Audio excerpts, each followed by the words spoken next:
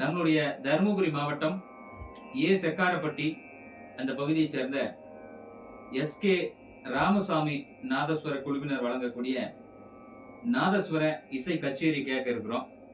இசை கச்சேரியோட மட்டும் இல்லாம அவங்களோட நிறைய ராகங்கள், அந்த கீர்த்தனைகள் குறித்து நாம பேச இருக்கிறோம்.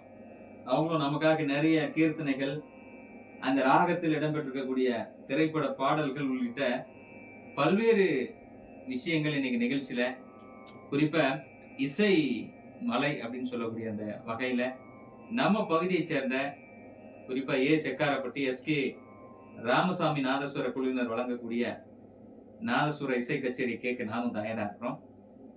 இசைக்குழு அனைவருக்கும் வணக்கம்.